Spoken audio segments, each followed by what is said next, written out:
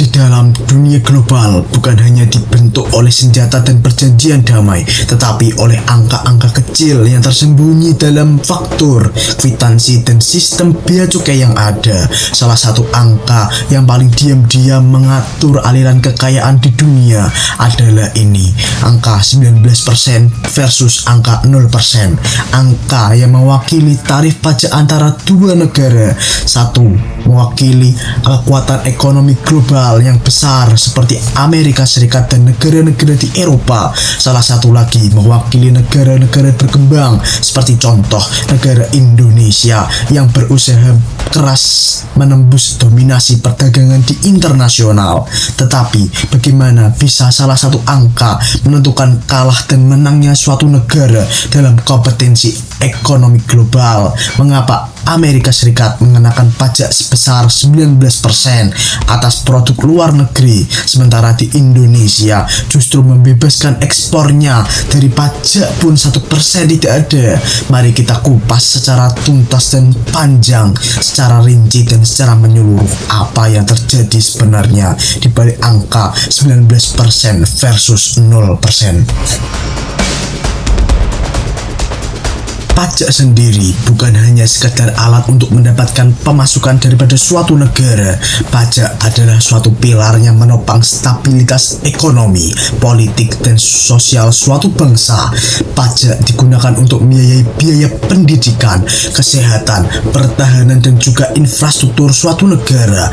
Tetapi lebih daripada itu, pajak juga digunakan sebagai alat senjata yang tidak terlihat dalam perang dagang dan kompetensi dalam global. Banyak negara-negara menggunakan sistem perpajakan mereka untuk mengendalikan arus barang dan jasa dari dan ke luar negeri. Misalnya, suatu negara merasa industrinya terancam oleh banjir produk murah daripada luar negeri yang begitu banyaknya. Mereka bisa saja menarikkan tarif pajak impor. Begitu juga ketika negara ingin mendorong ekspor, mereka bisa membebaskan pajak agar produk-produk lokal lebih kompetitif di pasar-pasar dunia.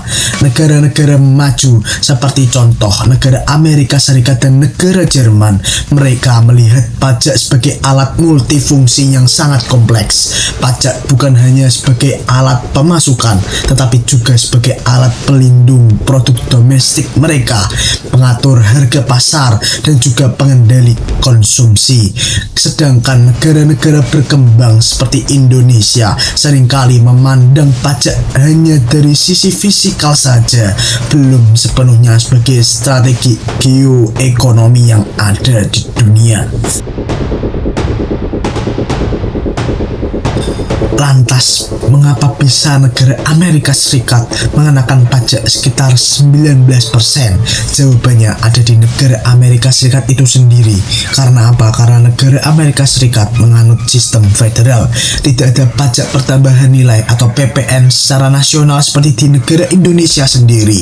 Namun, hampir di setiap negara bagian di setiap negara Amerika Serikat memiliki pajak penjualan di setiap masing-masing negara bagian Amerika Serikat.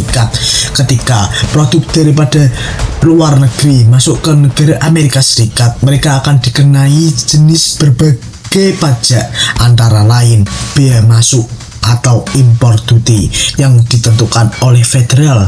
Yang kedua adalah sales tax daripada setiap negara bagian Amerika Serikat yang ada. Ini sekitar 4% hingga 10% pajak. Lalu yang pajak ketiga adalah pajak pertambahan nilai daripada setiap kota atau kabupaten yang disebut county tax. Ini kalau ditotal bisa sekitar 19%. Sebagai contohnya agar lebih mudah, kita adalah suatu produk atau suatu kerajinan tangan daripada negara Indonesia yang ingin dijual ke negara bagian di negara Amerika Serikat. Contoh saja ingin dijual ke New York. Ini akan dikenai 5% daripada biaya masuk. Itu yang pertama. Yang kedua adalah 8% daripada sales tax negara bagian New York. Yang ketiga adalah 5% tambahan daripada kota yang ada di New York. Secara keseluruhan total bisa melebihi 19%. Ini adalah salah satu cara Amerika Serikat untuk melindungi industri dalam negerinya sendiri agar produk lokal yang ada di Amerika Serikat tidak kalah dalam bersaing dengan produk yang ada di luar negeri. Ini bukan bentuk diskriminasi untuk negara lain, tapi melainkan strategi ekonomi yang diperhitungkan secara matang oleh negara Amerika Serikat.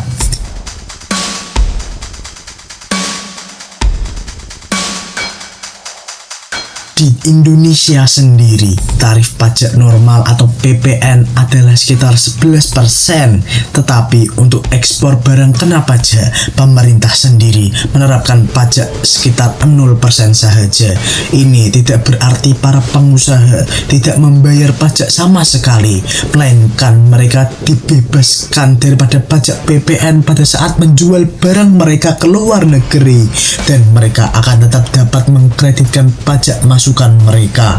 Ini sebagai contohnya adalah jika suatu pengusaha ingin membeli bahan baku daripada dalam negeri, dan mereka pasti akan membayar PPN sebesar 11%, tetapi saat ia akan mengekspor atau menjual barang jadi ke luar negeri atau ke negara lain, ia bisa mengklaim kembali pajak yang sudah dibayarkan. Ini disebut restitusi PPN. Tujuannya adalah yang pertama, menstimulasi ekspor. Yang kedua adalah meningkatkan daya saing produk Indonesia di pasar internasional. Yang ketiga adalah menghindari pajak berganda atau double taxation. Namun, meskipun di Indonesia menetapkan dan menerapkan pajak ekspor sebesar 0%, produk kita akan tetap dikenai pajak yang sangat tinggi pada saat masuk ke negara tujuan yang akan dituju oleh negara ekspor tersebut. Disinilah letak ketimpangan yang ada.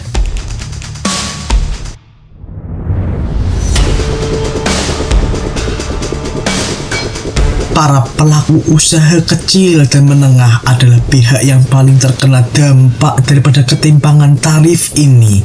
UMKM di Indonesia sendiri yang mencoba menembus pasar global kerap kali menemui jalan buntu dan tidak bisa kembali. Sebagai contoh, produk mereka tidak cukup kuat untuk bersaing dengan barang-barang di negara-negara yang punya perjanjian perdagangan bebas, tidak terkena pajak yang sangat tinggi di negara tujuan, sehingga harga menjadi sangat mahal, ditolak oleh distributor asing karena margin keuntungan yang terlalu kecil. Karena apa? Karena harganya yang sudah sangatlah mahal. Sebagai contoh nyata adalah pengusaha kerajinan tangan di Yogyakarta yang ingin mengekspor barang dagangan mereka ke negara Kanada. Meski produknya sangat disukai di sana, distributor yang ada di negara Kanada harus membayar pajak impor hingga sebesar 20% daripada harga barangnya. Akibatnya harga menjadi tidak kompetitif dan terkesan sangatlah mahal, dan permintaan akan menurun drastis karena hal tersebut.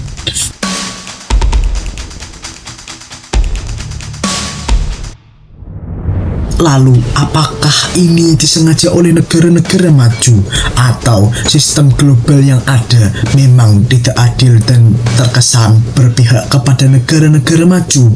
Jawabannya adalah karena sistem perdagangan global yang ada dan kita jalani saat ini sebagian besar dipenuhi oleh negara-negara besar, karena mereka setelah menang pada Perang Dunia Kedua, organisasi seperti WTO, IMF, dan World Bank dikuasai oleh kepentingan negara-negara besar dan negara-negara maju yang menang dalam perang. Mereka menentukan aturan main di dunia, menerapkan standar-standar yang ada, dan memutuskan apa yang adil dan apa yang tidak adil. Di negara Indonesia sendiri, sebagai salah satu negara yang berkembang, hanya bisa mengikuti dan tunduk kepada negara-negara yang besar dan negara-negara yang maju. Meski negara Indonesia sendiri sendiri berusaha menegosiasikan tarif perdagangan melalui berbagai perjanjian bilateral dan multilateral, tetapi posisi tawarnya masih sangat lemah karena kita hanya bisa tunduk. Ini bukan karena Indonesia yang tidak mampu, tetapi karena struktur global memang sudah sedemikian rupa sejak lama, karena negara maju dan negara menang perang akan selalu mengatur yang lemah.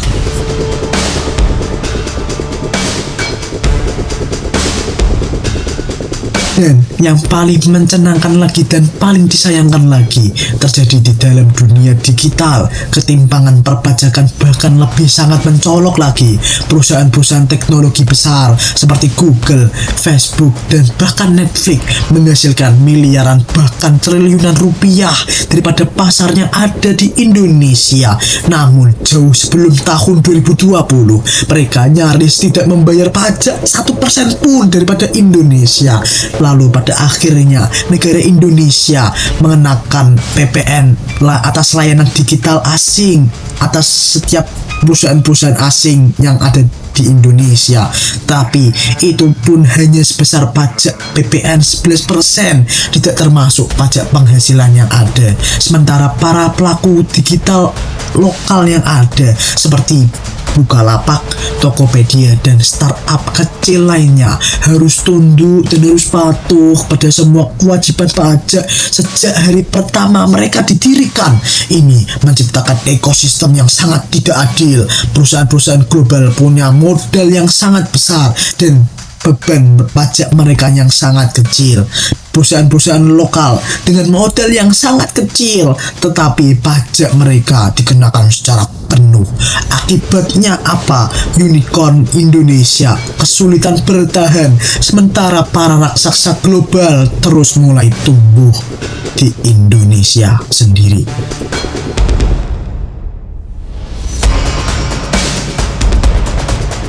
Sebagai contoh beberapa kasus nyata yang sudah terjadi ketika 19% pajak membunuh peluang pelaku usaha kecil ketika ingin mengekspor barang atau produk mereka ke luar negeri. Sebagai contoh saja, seorang pengusaha kecil asal Aceh bercerita bagaimana dia gagal menembus pasarnya ada di negara Amerika Serikat setelah menyiapkan berbagai izin, sertifikasi, dan kualitas produk yang sangat terbaik.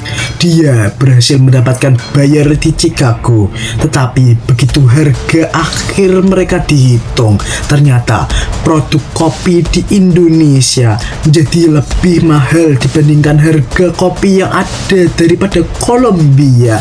Karena apa? Karena pajak masuk dan pajak distribusi di negara Amerika Serikat itu sendiri. Akhirnya transaksi dibatalkan karena hal tersebut.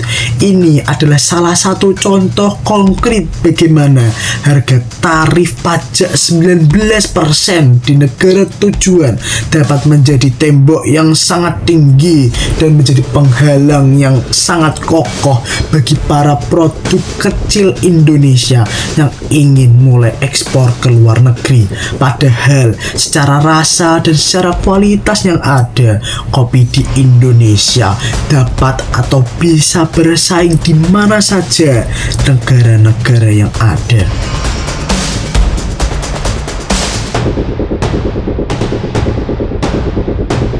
Lantas, apa yang harus dilakukan oleh pemerintah Indonesia? Pemerintah Indonesia harus melakukan langkah-langkah berikut ini. Yang pertama adalah meningkatkan kapasitas negosiasi perdagangan yang ada di internasional. Jangan hanya menjadi penonton dalam forum-forum digital yang ada. Yang kedua adalah memperluas perjanjian dagang bilateral antara setiap negara. Indonesia harus punya FTA dengan negara-negara besar yang ada di dunia. Yang ketiga adalah memperbesar sistem logistik nasional. Efisiensi biaya akan menciptakan daya saing yang sangat tinggi dengan produk-produk luar negeri yang ada. Yang keempat adalah memberikan insentif fiskal bagi para eksportir kecil. Seperti apa? Seperti pemangkasan pajak penghasilan atau pembebasan PPh final yang ada di Indonesia. Yang kelima kelima adalah menjadikan ASEAN sebagai blok tawar kolektif yang ada. Negara-negara yang ada di ASEAN bisa bersama-sama dan bersatu untuk bisa menekan sistem global agar menjadi lebih adil lagi ke depannya.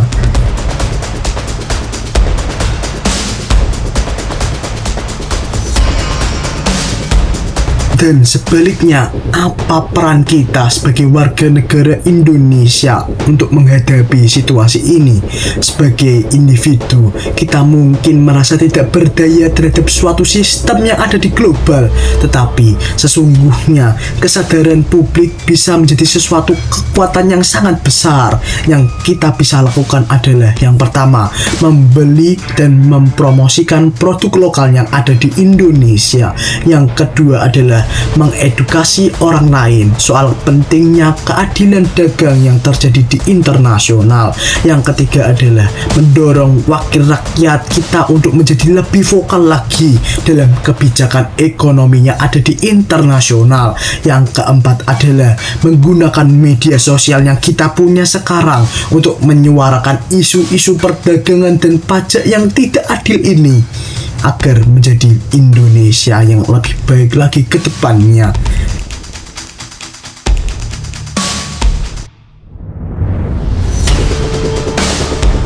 Perbedaan antara 19% dan 0% bukan hanya soal angka saja.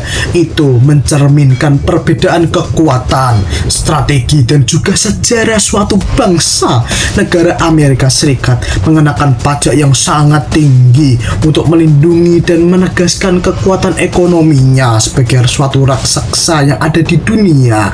Mereka untuk melindungi dan menegaskan bahwa mereka adalah suatu negara yang overpower, dan negara Indonesia sendiri membebaskan pajak ekspor agar bisa ikut bersaing dalam kancah dunia.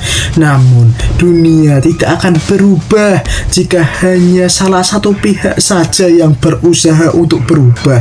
Sistem global harus diperjuangkan ulang dan perlu ditinjau ulang agar kita menjadi lebih baik lagi.